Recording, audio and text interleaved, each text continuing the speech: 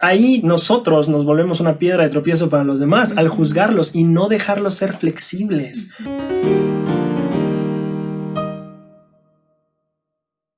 Dirás ahí.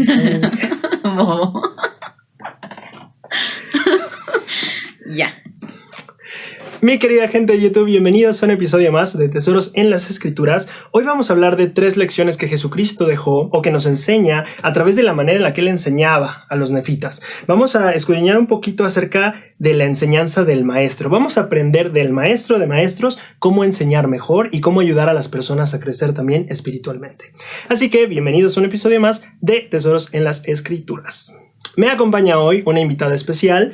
Su nombre es Ashley. Hola. Así de serio.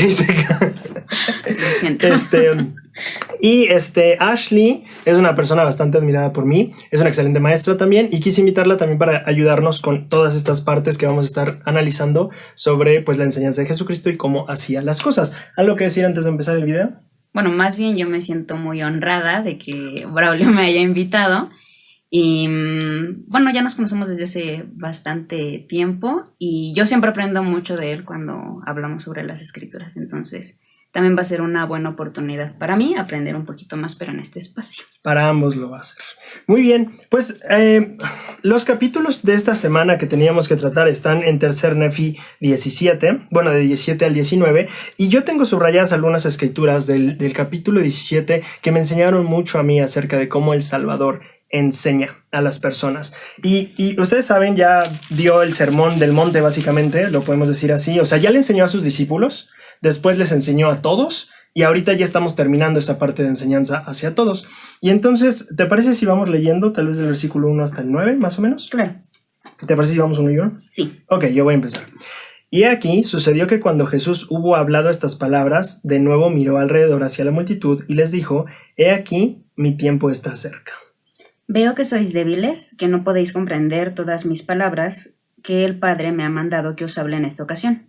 Por tanto, id a vuestras casas y meditad las cosas que os he dicho, y pedid al Padre en mi nombre que podáis entender, y preparad vuestras mentes para mañana, y vendré a vosotros otra vez. Ahí solo quería hacer una pausa. A mí me llamó la atención, ahorita que lo leímos justamente, vino a mi mente que él estaba buscando la autosuficiencia también de sus alumnos, porque no, o sea, él dice, no pueden, estoy viendo que no pueden entender lo que estoy diciendo. Entonces no fue como, a ver, les voy a explicar otra vez con peras y manzanas, sino más bien fue, ustedes tomen el tiempo de meditar en ello, ¿no? Como maestros a veces tenemos el error de pensar que todo lo queremos hacer, por lo menos en la misión a veces caía yo en el error de, no, pues hay que pasar por los investigadores, hay que hacer esto, que si no, no sé, que si no puede dejar de tomar café, quítale el café tú, llévatelo a tu casa. Llegué a hacerlo algunas veces, ¿no? Pero a veces me di cuenta que eso no era, a veces funcionaba, pero otras veces no, porque al final la persona no ejercía su albedrío, no crecía, y al final tampoco era autosuficiente espiritualmente. Y tenemos el caso en el que tal vez el misionero Braulio Sánchez se va y pues el hermano sigue con su rollo del café, ¿no? Claro. Entonces aquí a mí me llama la atención que Jesucristo no se puso, a ver, vamos a explicar con peras y manzanas esto otra vez, sino les dijo, no, yo ya lo expliqué. Toma el tiempo para meditarlo, toma el tiempo para tú estudiarlo y también hacer tu trabajo, ¿no? Y no solo eso, también me gustó ahorita que les da una tarea, ¿no? De ir y hacer algo para que puedan meditar en lo que él les había dicho. Pero se me hace interesante que él sabía por algo que ellos estaban haciendo que no entendieron. Entonces, ¿cómo alguien o un maestro puede saber cuando alguien no comprende sin que te diga, sabes que no entendí? Claro. Obviamente, la de siempre es como de, ay, pues tiene cara de que con signo de interrogación, ¿no? Y no entiende nada. Pero ¿cómo sabes que no comprende algo? Porque entenderlo es solo en la cabeza, pero comprenderlo es en el corazón, ¿no? Ok. Entonces, ¿cómo sabes que no le está llegando a alguien, que no está teniendo incluso un efecto en el conocimiento que está teniendo en su vida? Me gusta, nunca lo había pensado así. Y ahorita, por mi parte, viene a mi mente algo que yo empecé a ejercer mucho en la enseñanza. A veces, cuando estás perceptivo, porque aquí es algo que dice en el versículo 1, dice, y sucedió que Jesús hubo hablado estas palabras, de nuevo miró alrededor hacia la multitud. O sea, no dice miró a la multitud, dice miró alrededor a la multitud. O sea, podemos suponer que Jesús hizo como un paneo a todos y tomó el tiempo de realmente verlos a los ojos y darse cuenta de quién, ¿no? Y de hecho, una vez compartí también en otro video que la esposa de mi presidente de misión nos decía que esa es la razón por la que los líderes se sientan al frente, para poder ver, no para que la gente los vea que son los líderes, sino más bien para ellos poder verlos a todos, así como Jesús los veía a todos en ese momento, y en ese acto de ver llegar a impresiones espirituales, ¿no? Sí, es cierto. Entonces, por una parte yo siento que ahorita la pregunta que planteas de cómo podemos llegar a saber que alguien no está comprendiendo o entendiendo, por una parte siento que el líder tiene que tener, o el líder o el maestro tiene que estar perceptivo y tomar el tiempo de pausar, no tenerle miedo al silencio y de mirar alrededor. O sea, imagínate, está Jesús, está hablando y de repente se calla. No van a decir y nada. Y se pone a ver a todos. También, ¿no? Ver la reacción de las personas. Y otra cosa que yo aprendí también mucho es preguntar en tus palabras ¿cómo explicarías esto? Eso me sirvió muchísimo a mí. Yo siento que eso podría responder parte de lo que estás proponiendo. Estoy completamente de acuerdo. Y además, como les enseña esta parte que tú mencionabas hace un momento de que sean autosuficientes en su aprendizaje.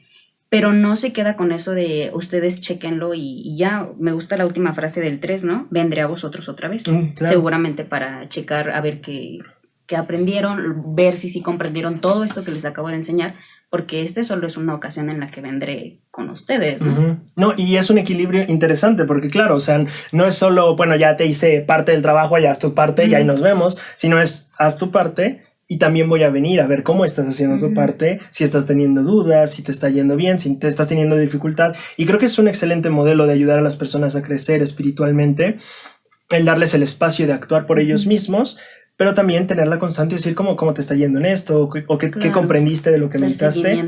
Exactamente. Y como tú dices, también ir evaluando en qué cosas tal vez, qué cosas se hicieron bien, qué cosas no tan bien, y en qué cosas se necesita más mi apoyo, ¿no? Ya de lo que ya avanzaste, en qué cosas yo te puedo complementar de todo lo que ya has avanzado. Súper, ¿algún comentario más? Perfecto. Ok, entonces él les da tarea de ir, medita, pide al Padre en oración, para que puedas entender, y prepara tu mente para mañana. ¿Qué vamos a seguir? Entonces creo que también un atributo importante es la preparación aquí. El Elder Bednar habla muchísimo de que los maestros deben enfocarse mucho en la preparación. Bueno, el Elder Bednar habla de la enseñanza y el aprendizaje como un proceso que va interconectado en muchas fases. La preparación, la clase, en el caso de hablar de una clase, o sea, la preparación, la clase, y después lo que pasa después de esa clase, que es la acción, ¿no? Entonces, el Elder Bednar, de hecho, dice que es como se va, no quiero decir como acumulando, pero básicamente el proceso de enseñanza no empieza en el aula, empieza cuando el maestro y el alumno se preparan. Y entonces, es básicamente el mismo modelo que vemos del Salvador. O sea, preparen sus mentes, oren, hagan su trabajo espiritual y estén listos para el día de mañana. Incluso, bueno, no sé si ya es algo más en esta parte, pero pensando incluso en la primera invitación que él hace de que vayan a sus casas, ¿no? A un lugar probablemente en donde ellos pudieran estar solos o en un ambiente agradable con su familia y pudieran pensar en todo lo que después dice, ¿no? Mediten, pidan y prepárense, pero en donde vayan a sus casas fue creo muy específico. Incluso pensando ahorita en todo lo que estamos viviendo, estudiando en casa, creo que debería de ser un lugar ideal para que podamos aprender, aunque suena lo que siempre dicen, ahorita me puse a pensar en eso, ¿no? ¿A dónde vas a meditar, a pedir, a prepararte? Puede ser tal vez tu caso, no, pero tiene que ser un lugar en donde se preste a ese tipo de experiencias.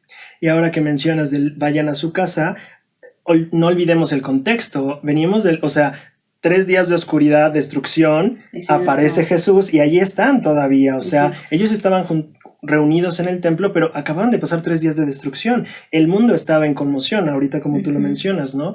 Y entonces Jesús les enseña y les dice, vayan a su casa y medítenlo, ¿no? O sea, estaban en el templo. No les dice, quédense aquí en el templo a meditarlo. Y podemos aplicarlo como tú dices ahorita, ¿no? No, que pues en mi país el templo está cerrado, o que ahorita mi país es un caos. Bueno, pues ahí está Jesús en medio de un país en caos y no les dice quédense en el templo, les dice ve a tu casa y medita y prepara tu corazón y mañana vendré a ti. Es cierto, me gusta. Súper. Versículo 4 te toca a ti. Pero ahora voy al Padre y también voy a mostrarme a las tribus perdidas de Israel, porque no están perdidas para el Padre, pues Él sabe a dónde las ha llevado. Y sucedió que cuando Jesús hubo hablado así, de nuevo dirigió la vista alrededor hacia la multitud, y vio que estaban llorando, y lo miraban fijamente como si le quisieran pedir que permaneciese un poco más con ellos. ¿Ya hacemos pausa? Ok. A mí A mí me agradó porque, o sea, yo solo tengo marcado aquí esta vez que volteé alrededor. Yo no me acordaba que en el versículo 1 también. Entonces me llama la atención que es 2 veces lo que hace de tomar el tiempo para que haya silencio. Yo no estoy diciendo nada, estoy observando.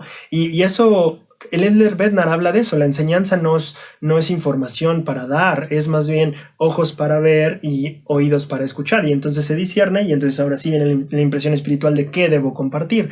Y aquí Jesús es una muestra vital, o sea, es el ejemplo perfecto de eso. Tienes a 2.500 personas, tienes a 2.500 personas, o sea, imagínense nosotros que nos ponemos nerviosos en la reunión sacramental con 80, 150 personas ahí. Cierto. Jesús tenía 2.500 personas ahí y no le molestó en ningún momento parar y solo voltear a verlos a todos.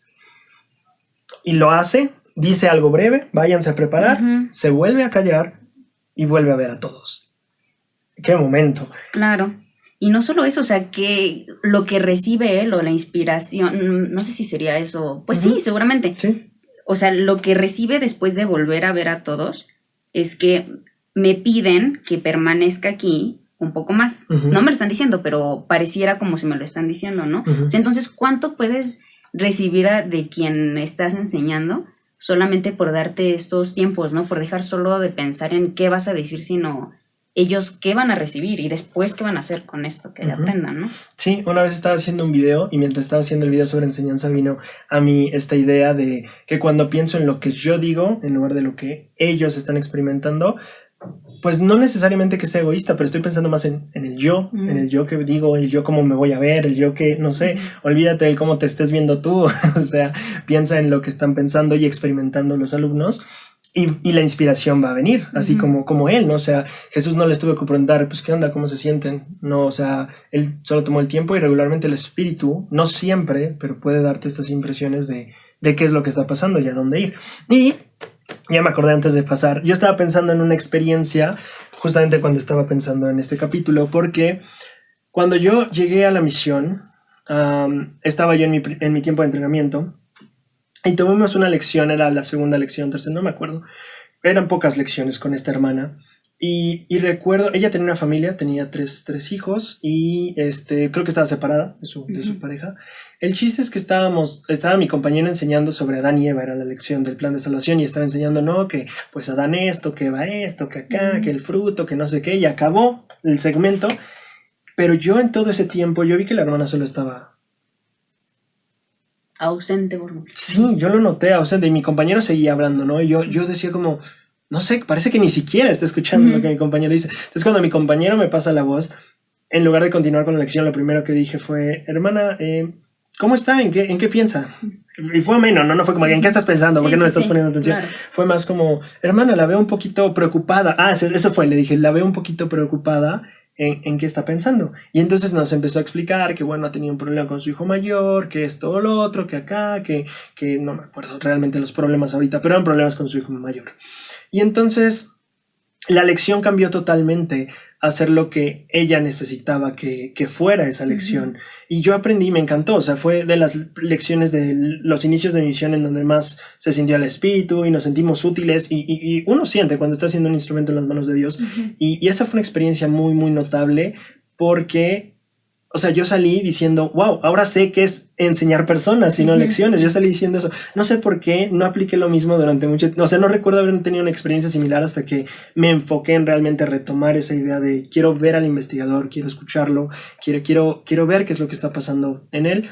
Y desde, no sé, unos meses después, o creo que un año después, cuando tuvimos una capacitación y se retomó ese tema, fue que yo dije, oye, sí, yo lo aprendí al principio de mi misión, porque no lo he aplicado tanto. Y a partir de ahí, algo en lo que me esforcé mucho es en observar siempre a la persona. Si yo no estoy hablando, o sea, siempre estar observando a la persona que está, o sea, siempre preguntándome qué estará sintiendo, qué estará pensando, qué verdad no estará entendiendo, qué palabra podría sonarle rara y no entender. Y siempre con esas preguntas en la mente, y regularmente llega como la impresión de no está entendiendo la palabra expiación o no está entendiendo la palabra apostasía. Sin que te lo diga. Ajá. Y a veces es curioso porque en la misión me pasaba, a veces todavía en algunas lecciones, me pasa y entonces solo digo, hermana, perdón, vamos a hacer una pausa. ¿Usted qué entiende de la palabra apostasía? Ahorita usamos la palabra apostasía y es muy curioso porque regularmente siempre da en el clavo, ¿no? Bueno, no muy curioso, vamos a dejarlo en que, bueno, el espíritu te guía, perdonen. Pero sí pasa, y entonces a mí me encanta, porque aquí Jesús demuestra esta misma manera de enseñar, que me hubiera sido muy útil a mí aprenderla mucho antes, pero me encanta. Y bueno, aunque yo creo que pensando también yo, y ahorita que lo mencionabas, en momentos en la misión en donde uno, pues es que no sabe, siento que pues estás bien chico, ¿no? Sí. Entonces, pero creo que es algo que sigues, o uno puede seguir aplicando en tu vida, en todo. Estás hablando con un amigo, con un familiar, con quien sea, con alguien a quien le estás predicando, puedes hacerte este tipo de preguntas y entonces realmente conectar y aprovechar esos momentos para poder edificar a alguien. Sí, totalmente. Vamos, ¿tienes otro comentario o seguimos? No. Ok, muy bien. Entonces te toca, creo, el 6, ¿no? Y les dijo, he aquí, mis entrañas rebosan de compasión por vosotros. Claro. ¿Tenéis enfermos entre vosotros? Traedlos aquí. ¿Tenéis cojos o ciegos o lisiados o mutilados o leprosos o atrofiados o sordos o quienes estén afligidos de alguna manera? Y eso me parece interesante porque no dijo a algunos que tengan discapacidad. Dijo algunos que estén afligidos de alguna manera. Entonces a mí siento que eso abre muchísimo. ¿Y quiénes no en ese momento? Lo que estabas comentando. O sea, totalmente, claro. No, todos, prácticamente son todos. Sí, probablemente habían perdido familiares en los temblores, o sea, ciudades se destruyeron. Probablemente, sí, mira, no lo había pensado así. Traedlos aquí y yo los sanaré, porque tengo compasión de vosotros, mis entrañas rebosan de misericordia. Pues percibo que deseáis que os muestre lo que he hecho por vuestros hermanos en Jerusalén, porque veo que vuestra fe es suficiente para que yo os sane. Ahí, primer punto, Jesucristo ya se iba. Entonces ya había dicho, bueno, chicos, meditad, vayan a sus casas, yo ya me voy a ver a las otras tribus de Israel y nos vemos mañana para la clase. Y entonces se da cuenta que ellos anhelan que él se quede. Y él se queda todavía más. Y no solo se queda a compartir su testimonio o a compartir otra escritura, se queda a dar bendiciones a los enfermos y a los afligidos, que como ahorita decía Ashley, venimos de un derrumbe y de un cataclismo a nivel de todo el continente, yo qué sé. Y él dice, pues vengan todos, vengan, los atiendo. Y está brutal. ¿No crees que incluso, o sea, esta era la razón por la que todos esperaban que todavía se quedara? Por la que todos incluso estaban llorando, esperando que lo que él hiciera con ellos fuera justo lo que había hecho con otras personas de sanarlos. Tal vez sí no podían entender, pero tal vez era porque habían pasado por todo esto, ¿no? Y se me hace, pues obviamente Cristo, ¿no? Completamente atinado en decir, ok, creo que ese es el problema. No creo, sé que ese es el problema. Traigan a todos los enfermos, a sus afligidos, a todos los que estén mal, porque voy a sanarlos, porque esto, bueno, entiendo así, esto es lo que está pasando, o el problema real por lo que tal vez no están comprendiendo las cosas que les estoy enseñando. Viene a mi mente algo que es bastante interesante, porque la lección anterior fue prácticamente el Sermón del Monte, ¿no? Y pues está igual escrito, o sea, básicamente fue un copy-paste. Lo mismo que dijo aquí lo había dicho ya antes, era como, no quiero decirlo como una presentación ensayada, pero pues sí, no sabemos, tal vez igual y fue lo que el padre le dijo, ¿sabes qué? Tienes que decirles esto. Y algo que es interesante, que cuando tal vez a nosotros nos dan una asignación para, ¿sabes qué? Tienes que ir con el hermano y decirle esto, y tal vez es así, ¿no? Que Jesucristo llega y dice, pues bueno, tengo que darles estas palabras, pero después dice, espérate, hay algo más aquí que estas palabras no acaban de resolver. Y muchas veces pasa así en las lecciones, como, pues vamos a hablar del albedrío en la clase, pero llego al albedrío, hablo del albedrío, que es el tema de la clase, pero me doy cuenta que hay algo que todavía no acaba de cuajar bien. Y es este momento donde Jesús se plantea eso de, ya di lo que tenía que decir, pero hay algo más que falta, y qué es lo que estás diciendo tú, ¿no? Y ahorita que dijiste eso de, tal vez no comprendían, pero querían ver estos milagros, llama mi atención eso, o sea, tal vez no entendían todas las palabras que Jesús les había dicho, como tal vez no entenderemos todos los temas del evangelio, pero tenían la fe para ser sanados, en este caso, ¿no? Y eso llama mi atención, aunque no podían entender todas las cosas, eso no les impedía, porque a veces pensamos, ¿no? Yo como maestro no sé mucho, o yo como miembro no conozco mucho a Dios. No, es que no importa cuándo comprendas, o sea, aquí está la evidencia de que ellos eran débiles para comprender, pero no débiles para ser sanados, ni ser bendecidos en su aflicción. Y eso me parece fascinante, nunca lo había visto así, pero me parece bellísimo. No necesitas saber todo ni poder comprender todo para que realmente puedas sentir la influencia de Dios y su poder en tus debilidades, en tus aflicciones y en tu vida. Incluso pienso que un ejemplo para cuando enseñemos bueno, definitivamente Cristo es el mayor ejemplo, el ejemplo perfecto de un maestro, ¿no? Pero ¿cuántos de nosotros podemos incluso saber que esto era justo lo que necesitaban, ¿no? No solamente de escuchar, sino de hacer, qué podría haber hecho o qué puedo hacer para ayudarles más completamente a todos ellos. En este caso, pues lo sanó. Muy bien. Y el segundo punto, ese era el primer punto de este bloque de escrituras. El segundo es que a mí me llama mucho la atención en el versículo 8 que Jesucristo explica por qué va a hacer esto. O sea, él explica, sí, los voy a sanar, tráelos aquí, yo los voy a sanar porque tengo compasión. Y en el 8 dice, pues percibo que deseáis que os muestre lo que he hecho por vuestros hermanos, que es lo que mencionaba Ashley, pero veo que porque veo que vuestra fe es suficiente para que yo os sane. Y a mí, yo tengo esas dos frases, percibo que deseáis y veo que vuestra fe es suficiente. Y la tengo marcadas porque también veo que Jesucristo está totalmente inmerso en el alumno y lo que está experimentando y su situación espiritual. Algo que yo siempre pienso es que para enseñar necesitas estar atento a los deseos o intereses de la persona a la que enseñas y también medir su fe, porque no puedes, la fe va un paso a la vez. Y entonces si la persona, no sé, está aprendiendo los artículos de fe, tal vez pues está en eso, ¿no? O sea, no, ¿por qué quieres darles otras cosas, otros saltos? Y entonces para mí es súper interesante que Jesucristo hizo eso mismo, tomó el tiempo o de alguna manera conocía el deseo y la fe de las personas a las que estaba enseñando, y eso para mí, aprender eso en mi misión cambió todo, porque el entender a las personas, o sea, cuando yo llegaba enfrente de algunas personas, mis principales intereses era qué es lo que él desea en su vida, para qué quiere más cerca a Dios, cuál es su interés y también cuál es la fe que tiene, realmente cree que esto le va a ayudar o tiene dudas o qué hago. Y entonces una vez sabiendo que una persona quería saber si va a ver a su hijo otra vez en la siguiente vida, es muy diferente a una persona que quiere saber cuál es la iglesia verdadera, muy diferente a una persona que desea sentir paz por su pasado. Son diferentes deseos y Jesucristo hace eso, sabe cuál es el deseo de la gente a la que está enseñando y también sabe cuál es la fe, o sea, la fe que tienen para ello. Y para mí eso es clave, o sea, si nosotros como maestros no tomamos el tiempo para pensar un poquillo en ello, pues bueno, siento que, o sea, estamos perdiendo una herramienta muy buena para mejorar nuestra enseñanza. Sí, definitivamente. ¿Algún otro comentario? Ok. Todo bien. 9. ¿A mí? Me toca, ¿verdad? Sí.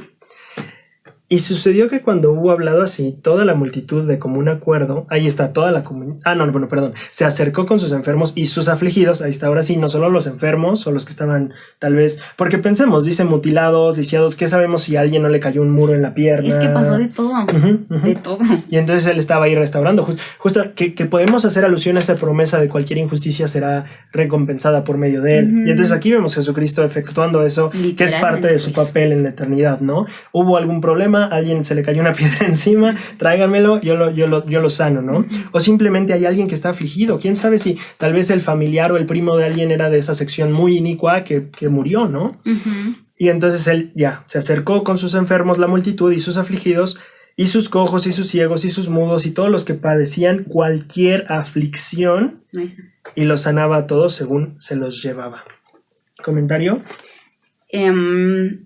Es que bueno, ya lo habíamos visto tal vez en capítulos anteriores, todo el tiempo que él se tomaba en ayudar a cada uno, pero incluso puedes pensar en todo el tiempo que pasó sanando a cada uno, a todos los que le llevaban, él los sanaba. Claro. O sea, la esperanza que ellos tenían la podían tener en ese momento en el que se acercaban, pero no fue seguramente de 1 o 2 segundos, o sea, de nuevo vemos cómo él se daba el tiempo de ayudar a todos y con cualquier tipo de problema que tuvieran, ¿no? Y aquí quisiera agregar, porque ayer estaba de curioso y dije, a ver, ¿cuánto te tomaría si quieres tomar tiempo con cada uno de 25,000 personas? De 2,500 personas, ¿cuánto tiempo necesitas? No sé, yo lo estaba calculando en las 16 horas, ¿no? Con las 8 horas de sueño que tienes, y le dedicas 23 segundos a cada persona.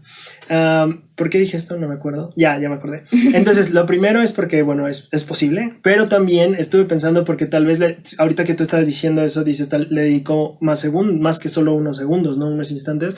Entonces estaba pensando que si era el caso de que no solo les daba 23 segundos a cada uno así contaditos, es muy probable que hayan acabado noche o que hayan acabado, sí, tarde.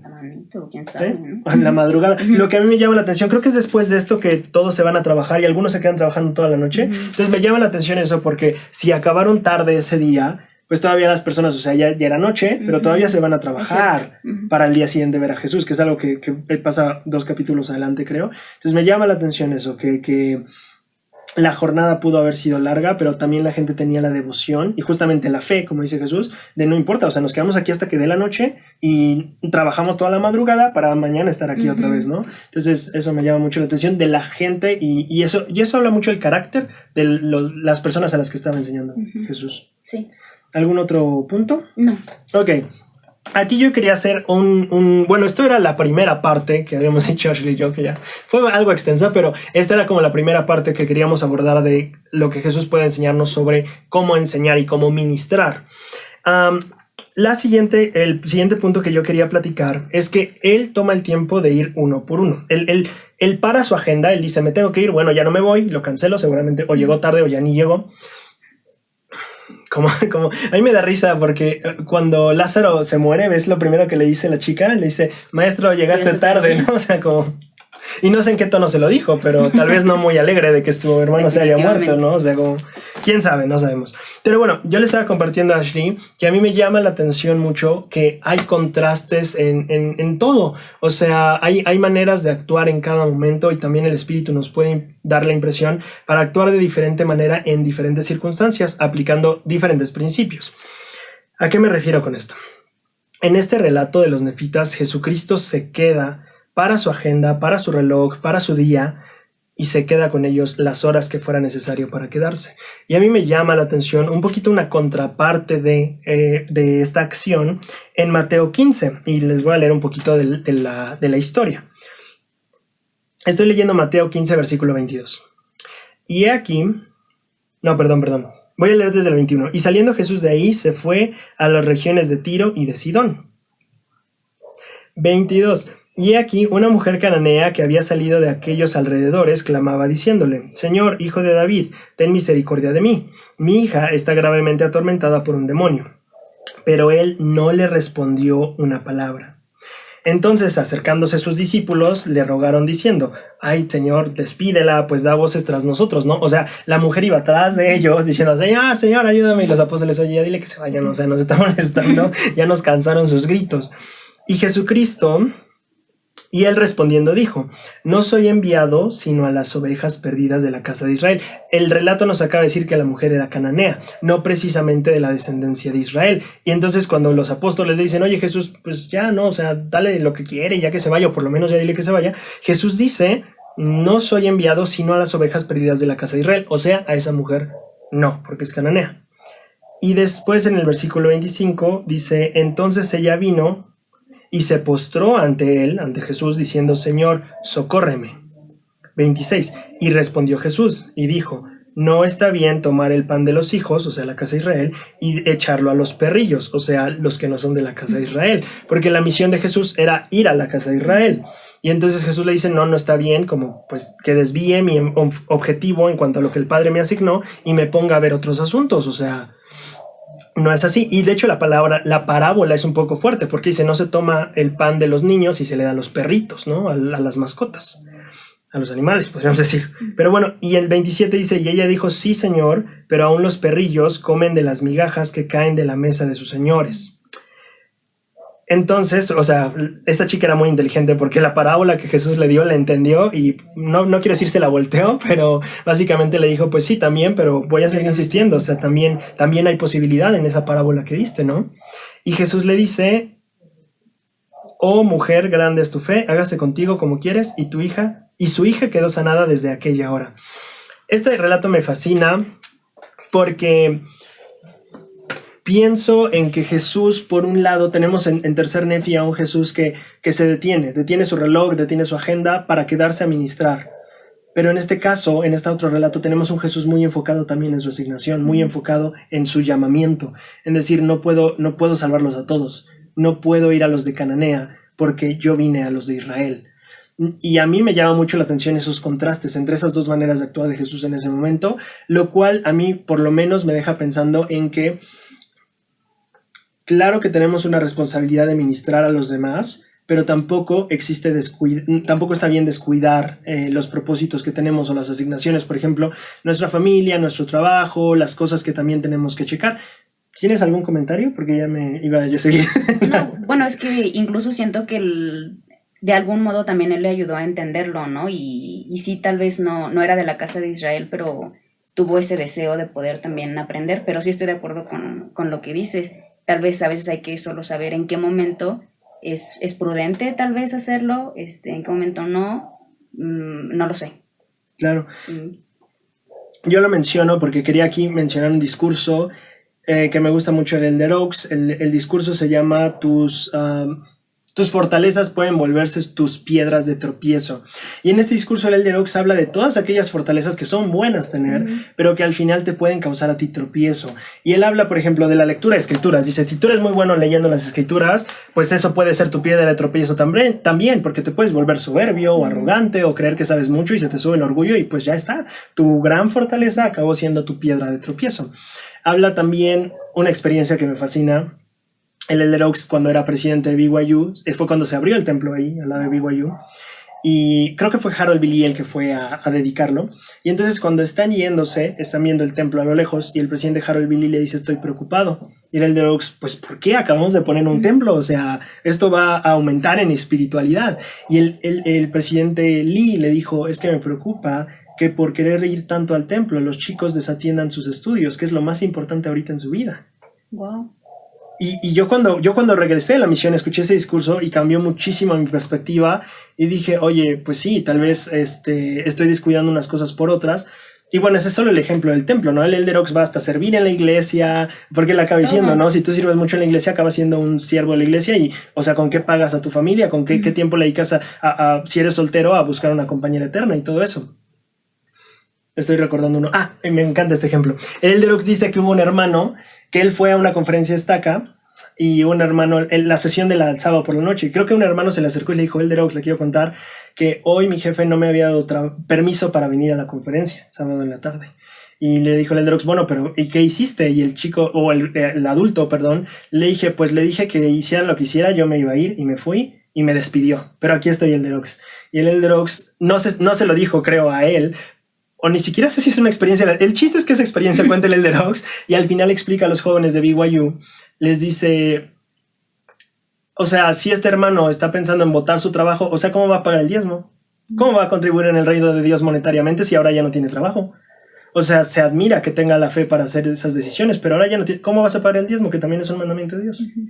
Y entonces el Elder Oaks habla de eso, que hay que tener un equilibrio en las cosas, y si un día no te dejaron ir a la conferencia, pues tampoco es que te vuelvas pecador o te vuelvas más santo por renunciar a tu trabajo. Que bueno, aquí hay de todas situaciones y ya cada quien podrá tener sus impresiones espirituales, pero lo que a mí me enseña este relato de Jesús es que en este momento sí se tomó el tiempo de parar, y aunque él ya decía, me tengo que ir con las otras tribus de Israel, esa es mi asignación, pero me quedo. Y en otra ocasión él dijo, no, pues mi asignación es la casa de Israel y tú, cananea, pues no se puede. Entonces a mí me hace pensar en esto, que Jesús, como dice Ashley, equilibraba ¿equilibraba? ¿Sí es el verbo? Equilibraba esta prudencia de en qué momento puedo recorrer mi agenda, en qué momento puedo posponer las cosas para quedarme con ellos y en qué momento no puedo, porque tengo algo importante. Entonces todo eso es cuestión de prioridades, de experiencia, y a mí me hace pensar muchísimo esas enseñanzas. Una visión pues perfecta de quién necesitaba y cuándo y cómo lo necesitaba.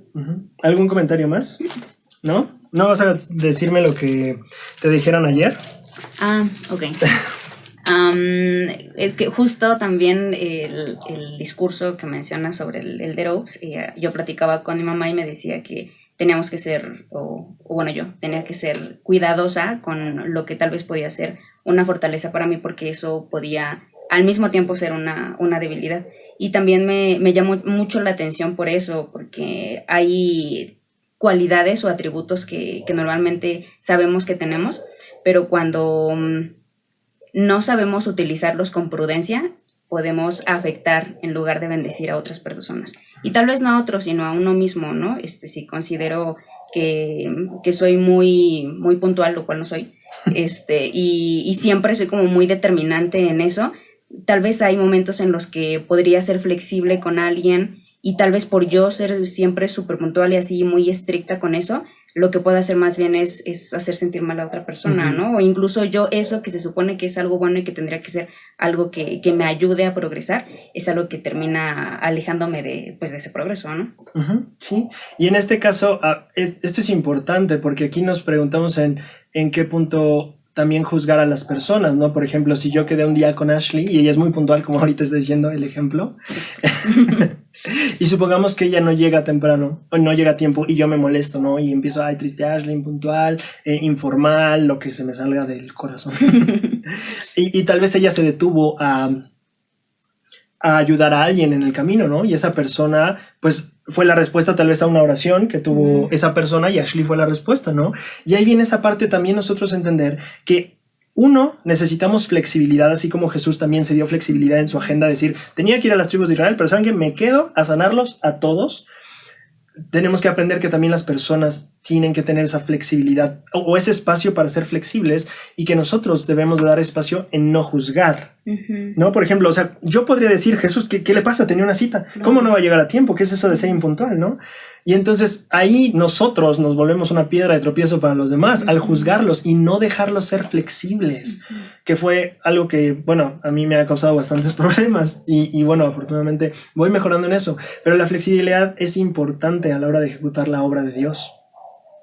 Y es que, bueno, justo también en esa conversación que les platicaba con mi mamá me decía, creo que debemos de aprender a que todos con nuestras propias personalidades, nuestro propio carácter, siempre nos complementamos unos a otros, ¿no? Entonces cuando juzgamos, cuando somos inflexibles, cuando somos muy cuadrados en algo, evitamos que pueda fluir esta buena relación con todos, ¿no? Y el poder bendecirnos, ayudarnos a nosotros mismos, y creo que definitivamente Cristo fue un ejemplo de esto, de saber en qué momento siempre fue el obediente, definitivamente, esto no rompió ninguna ley, pero estuvo muy al pendiente de quienes le necesitaban en ese momento, ¿no?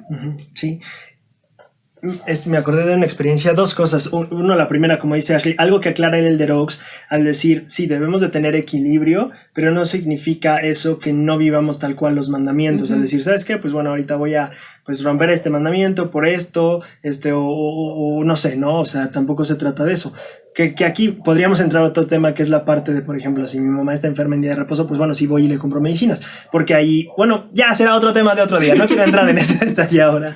Pero en cuanto hablando de la flexibilidad, a mí me enseñó muchísimo sobre la flexibilidad el presidente del Templo de Oaxaca hace un buen de tiempo, porque fue una conferencia cuando yo estaba en la misión, y él compartía que cuando él era presidente de Estaca, él fue a una reunión de testimonios de un barrio, y él estaba ahí y decía, y las personas daban su testimonio, pero llegó un punto en que me di cuenta, nadie está testificando de Jesús.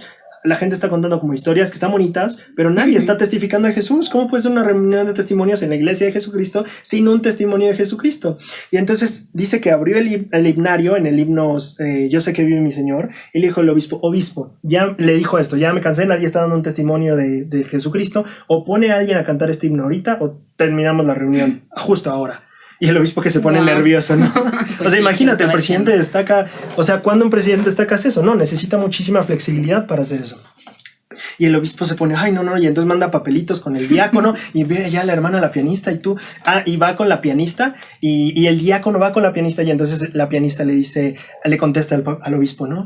Obispo, sí lo hago, pero solo si canta esta hermana. Y el obispo, ay, madre mía. Y entonces ya le escribe a la hermana, le manda el papelito y regresa el diácono y sí, ya. Entonces pasó la hermana a cantar, la hermana a tocar el piano y fue un espíritu increíble. Y después de eso, toda la reunión de testimonios fue centrada en El Salvador.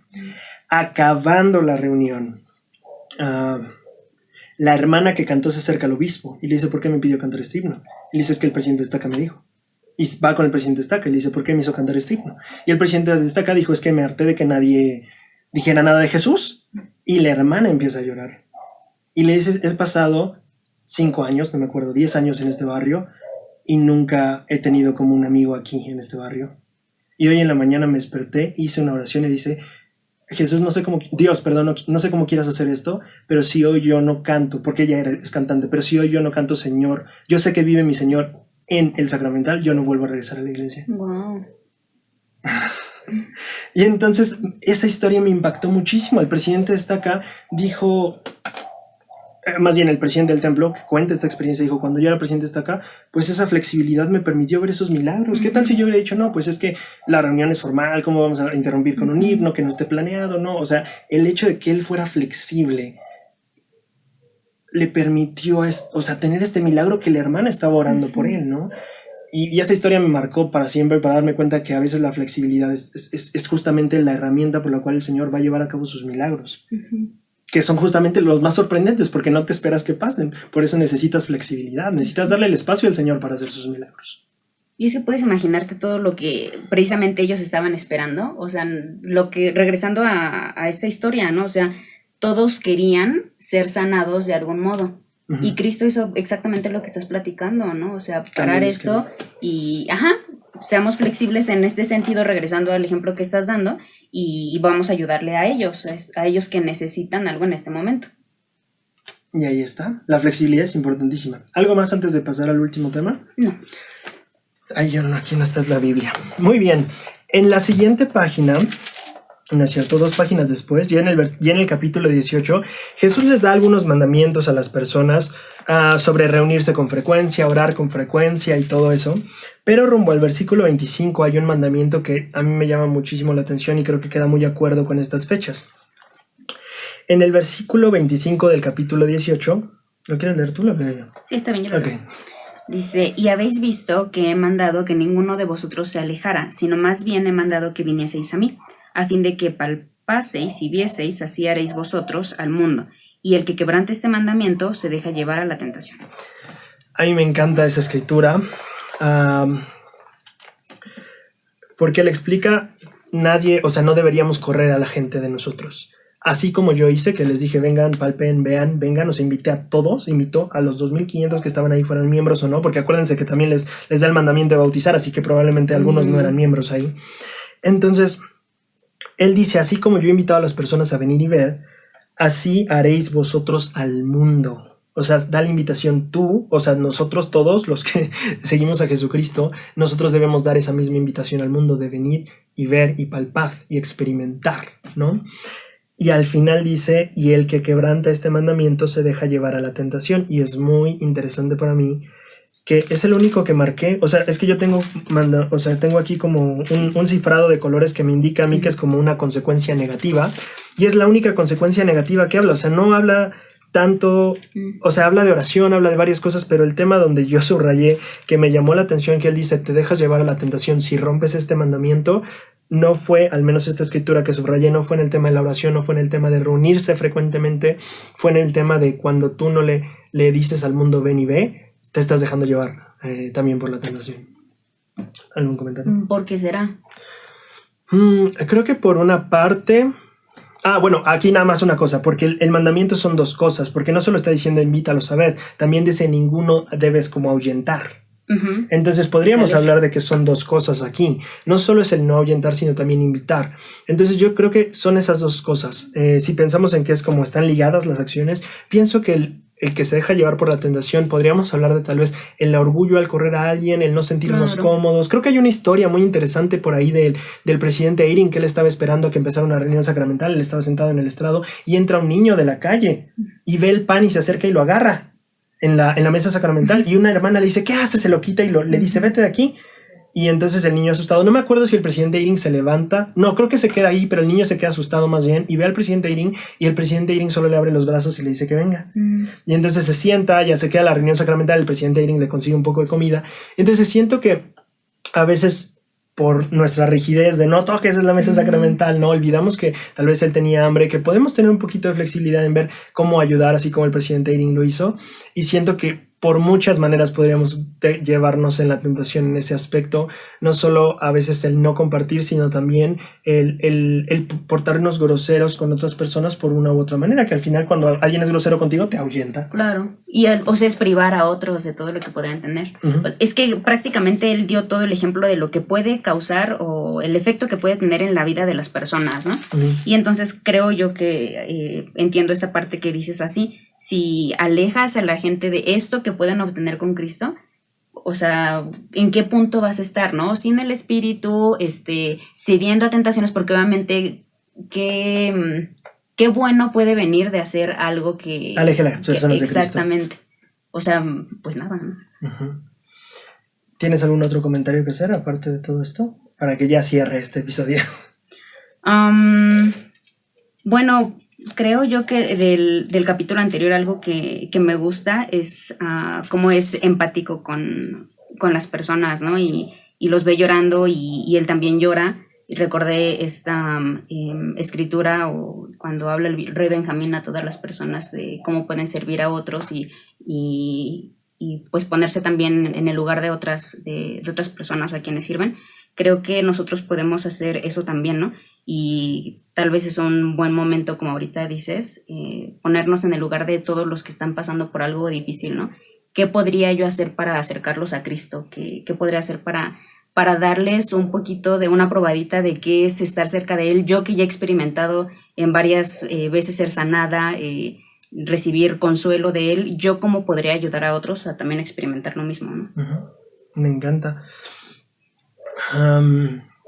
Pues de todo este capítulo, por lo menos mis conclusiones finales es, pues bueno, primero que Jesús es el maestro de maestros.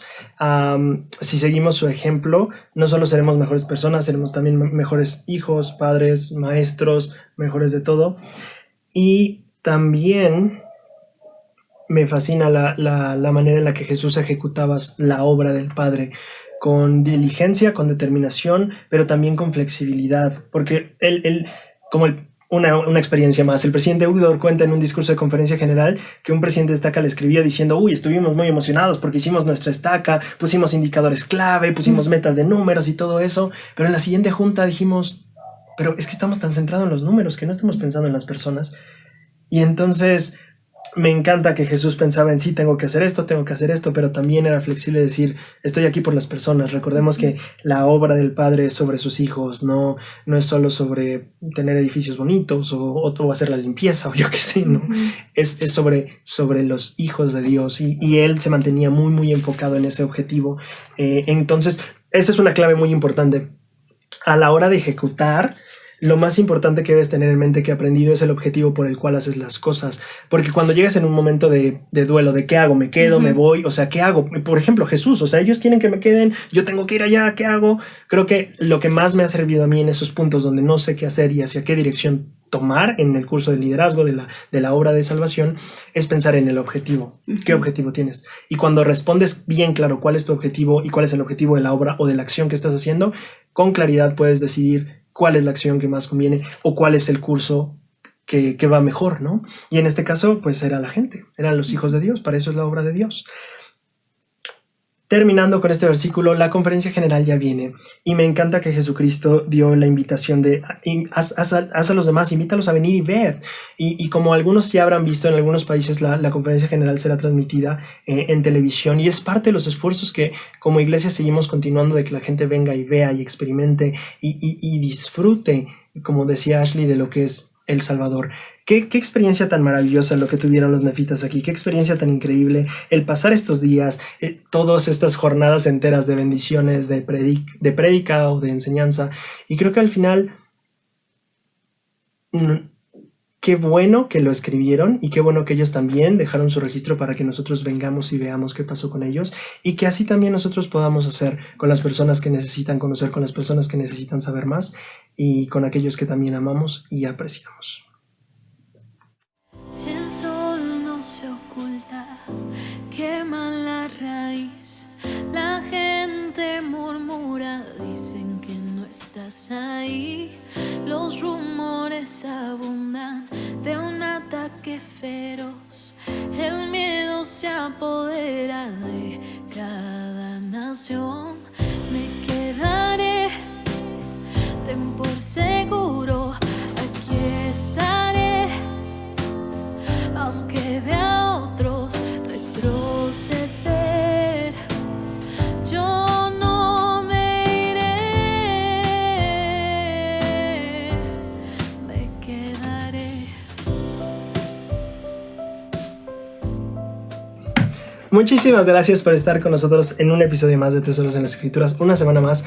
este fin de semana viene la conferencia general y pues esperamos que hayan disfrutado mucho este episodio, que les ayude en su vida y también que puedan disfrutar muchísimo la conferencia general. ¿Algunas palabras para despedirte de la gente hermosa que te está viendo justo ahora? Pues muchas gracias por esta oportunidad de estar aquí. Aprendí mucho, en serio, y creo que las cosas que aprendemos, en este caso lo que el espíritu les indique, es algo que pueden también compartir con otras personas. Yo definitivamente quiero hacerlo.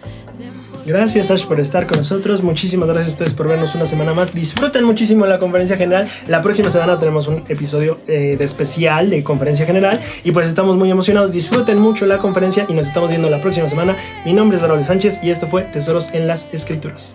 Hasta luego.